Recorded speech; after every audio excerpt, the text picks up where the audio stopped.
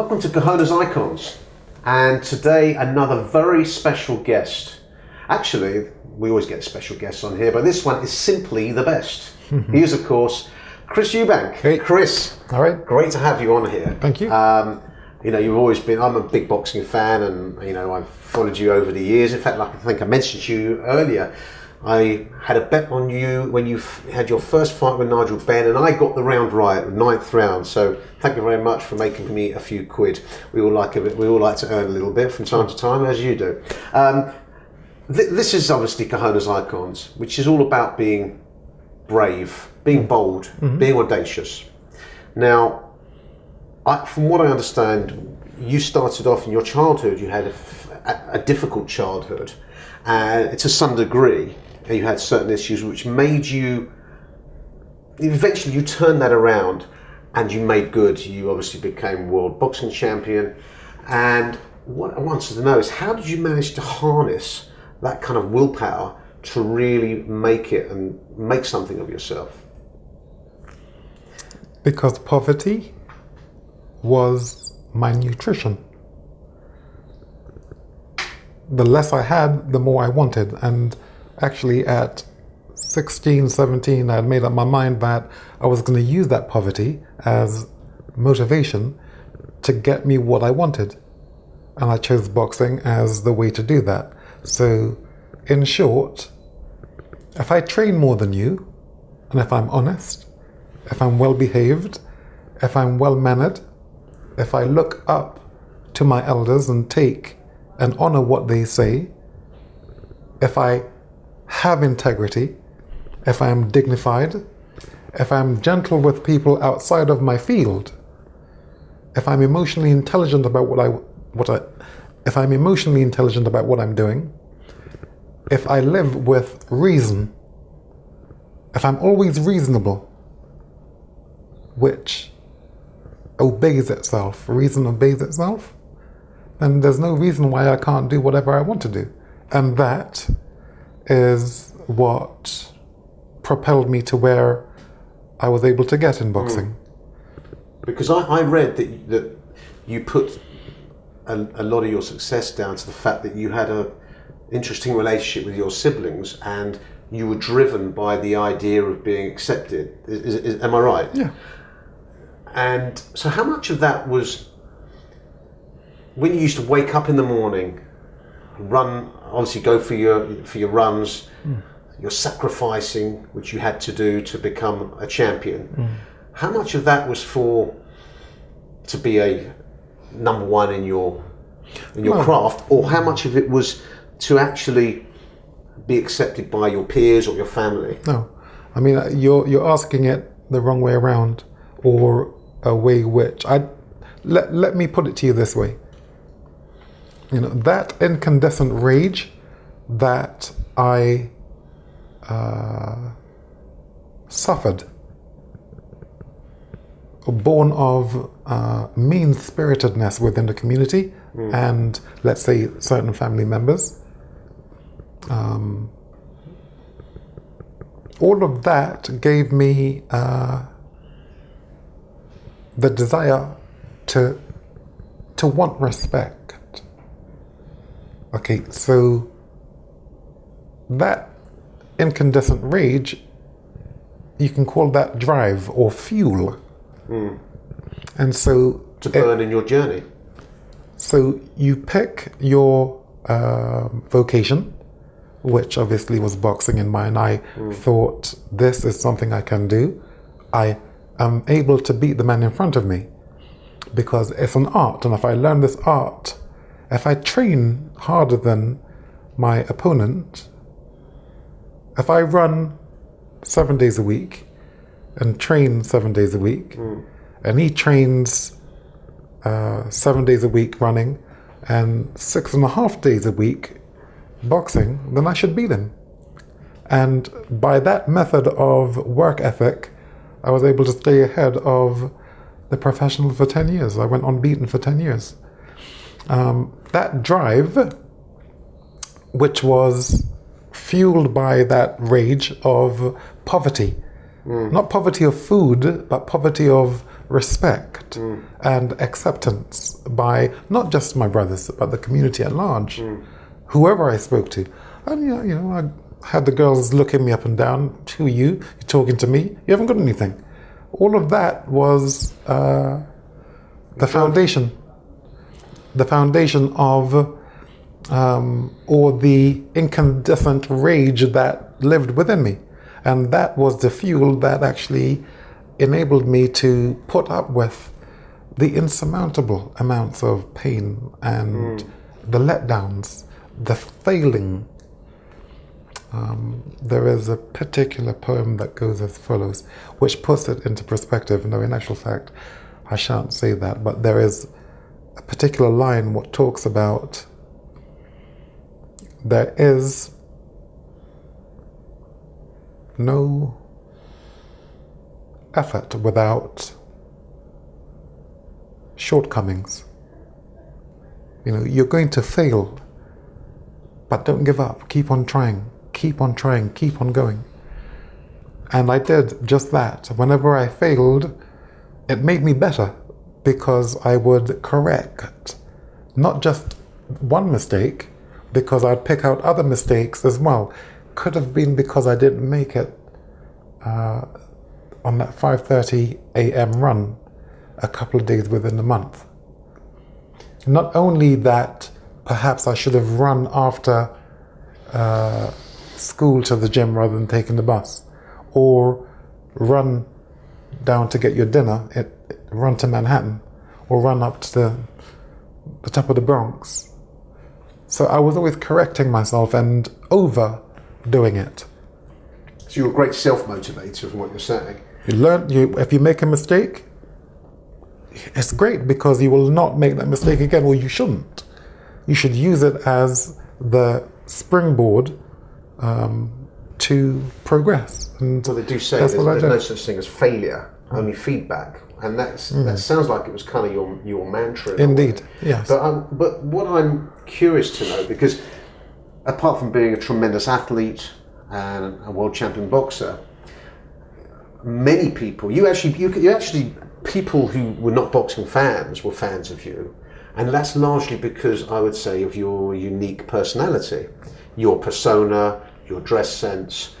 Now, you wanted to be respected and accepted. And it's interesting because many people feel like to be accepted, they have to fit in, and they strive to be the same as others. And yet, here you are, being different to everyone else, dressing different, being a persona. How did you're kind of playing with two things? Was it because you felt like you needed to be accepted, but then on the other hand, you thought, I don't need to be accepted. I am who I am, and so be it. Look. If you fit in, then you will be like your peers. If you want to be extraordinary, then you have to behave extraordinarily. You can't behave ordinary and expect to get exceptional. So, like I'll explain, like, to the audience. If everybody likes you and everybody says, you are a nice guy, you're okay, then in actual fact, you can't be making any movement in terms of your career, because to make movement, to climb, it usually upsets people. Oh, he's flash. Oh, he's a tosser. Or he's up himself. So when you're hearing that, actually it means you're doing well. You're not doing well when everyone's patting you on the back. Oh, you're a nice guy. You're a nice guy. I always say to people, do not call me a nice guy. I don't think I'm a nice guy. I'm not a nice guy. I'm a proper man. Now, it confused people at the time because effectively I was telling people that I'm an ass. But no, I am a nice guy. In fact, a genuinely nice guy. But all the time you're telling me you're a nice guy, meaning that you're not upsetting people. You see, it's not that I wanted to upset people, but when you make progress, it upsets people.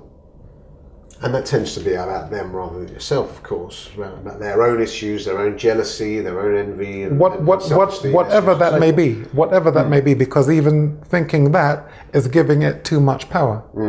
Keep it to yourself. It's about generating, and you keep on doing well for you. Did you ever over-exaggerate your persona? Because obviously it was a tremendous attraction. It was very marketable. Or is it just you wanting to be you and to be proud to be you and proud to be different? Because there are many people who can't be either. No, well, I don't understand being proud to be what? To be different. How was I different? Well, a lot of people would have said that you dressed in a certain fashionable sense, if you like, and that was just you, wasn't it? It's, having the courage to, of your conviction. If you want to do something and you're not defending anybody, if somebody doesn't like the way you dress, that has nothing to do with you, it's to do with them. If you like it, go ahead. Look, I mean, I am well aware of the fact that I may have dressed like a buffoon many times. But the fact is, it's because I dared and made mistakes is why I won 6 Best Dressed Man Awards. I may have had to suffer the criticisms or the ridicule of many for the amount of times I would have gone on a red carpet looking like a buffoon. But you learn from your mistakes. I wasn't afraid to make the mistakes. So effectively, for every Best Dressed Man award I won, I probably got laughed at 20 times. But it was worth it. So are you fully comfortable in your own skin? I mean, obviously, from what you're saying, you wanted to be accepted, respected. Are you fully comfortable with who you are and in your own skin after going through that journey? Well, I have the accolades. The guys who were criticizing me don't. I'm sure they're saying, well, how did he do that? I'm sure he was a tosser. That's how it goes. You know, if you want to be in your life, if you want to be successful, stay in character and be who you are. You know, if my shoes offends people because it is turquoise, in one light it is light blue, in another light it is kind of turquoise. Why should that upset anyone? If my jeans are too skinny, why should it upset anyone? You know, if anything, you know, the truck I used to drive in London all the time, I don't bring it up as much anymore. You know, for anyone who would criticize it, why? It's not against the law. And if anything, others should be liberated by someone who's not afraid to be themselves. You know, so rather than look at the people who would criticize it, rather than look at them, look at the 9 in 10 who will say, huh, he's quaint, or isn't he sweet? Oh, he's some geezer, him. Or, you know,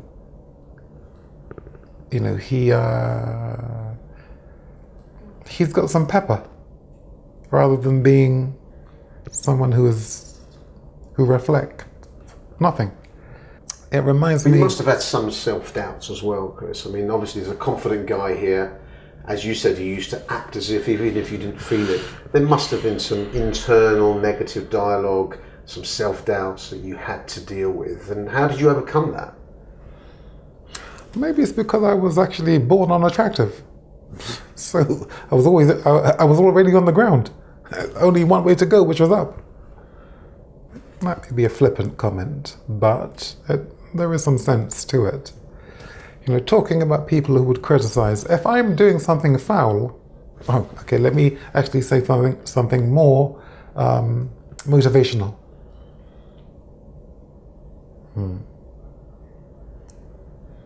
If I'm not doing anything wrong, then why shouldn't I do it? See, I was always able to look at, is what I'm doing wrong? It isn't wrong. Well, that depends who's judging whether it's wrong, I guess. No. If I choose to wear these shoes, which, I'm sure, 99 people in 100 wouldn't wear, I'm not doing anything wrong. Oh, I actually like your shoes. No, okay, I'm not asking for you to verify that they're okay. I'm saying, 99 people in 100 wouldn't wear them. Sure. It doesn't mean I'm doing anything wrong. No. 99 people in 100 wouldn't drive my truck, wouldn't carry my cane, wouldn't wear a monocle that they don't actually need. But I'm not doing anything wrong. And if you're not doing anything wrong, continue to do what you want to do. It may not fit. You can't go too far because then they'll section you. Okay? And you can't be too far behind. So it's about Nelson Mandela in his inaugural speech said, our deepest fear isn't that we are inadequate. Our deepest fear is that we are powerful beyond measure. It is our light, not our darkness, that most frightens us. We ask ourselves, who am I to be brilliant, talented, fabulous, and gorgeous? Well, actually, who are you not to be? After all, you are a child of God. The world cannot be served by your playing small. There is nothing enlightened about shrinking, so others around you won't feel insecure. We were born to make manifest the glory of God which is within us, and when we let our own light shine, we unconsciously allow others to do the same. Well, Chris, listen, we could talk all day. First of all, before we go, we always have our cojones moment. It's a bit like a crackerjack pencil and pen moment. You probably won't wear this because it's probably not smart enough for you, but this is the limited edition cojones t-shirt. Can I just say to you that the virtue that I haven't spoken about, that you just said I probably wouldn't wear this. That would mean that you don't think what I have humility, but in essence, to what I've said to you in these last 10 minutes about these virtues, I must have humility. So yes, I would wear your t-shirt, especially especially if it's going to highlight the plight of a particular cause. Can I be humble enough then to give you something else actually? This is a pair of steel balls which are a metaphor for having the balls and the courage to make it through difficult circumstances, as you've discussed, and to exhibit that in your life and to show people that things are possible when you apply yourself. There's for you there, Chris. That's very kind. Can I level with you before we go? Can I be honest with you about something? Sure. Years and years ago, when you were, well, we're talking about 15, 20 years ago, I used to do boxing impersonations of boxers, including yourself. I hope you're not offended. It's not that this interview has been. You know what? Again, I'm embracing. Let me embrace. Okay. So I thought I had to level with you here, Chris, because there was a time when there was a boxer on TalkSport radio going back about 15 years. You may know him. He was like a super heavyweight butterbean. He was on TalkSport, and I phoned up posing as you. I have to hold my hands up, and no one knew any different. And I was poking fun at him, saying anyone with the name Butterbean should stick to soup, and he was starting to get a bit irate, thinking that I was you, which was a little bit cheeky of me. And there was a guy, I think the boxing writer of the Telegraph wrote about it, saying Chris Eubank phoned up TalkSport yesterday and had an argument on air with Butterbean, and it was me. So I just want to say that I hope you're not offended. It was a bit of fun, and if you ever bump into Butterbean at some stage, just say to him, it wasn't me, but I did meet the guy who did it. Chris, listen, it's really nice speaking to you. Thank you. It's very nice to meet you and to hear some of your wisdom, and it is wisdom, and I'm sure people will learn by it and hopefully heed some of your clever words. They're not my words, they are the words of the elders.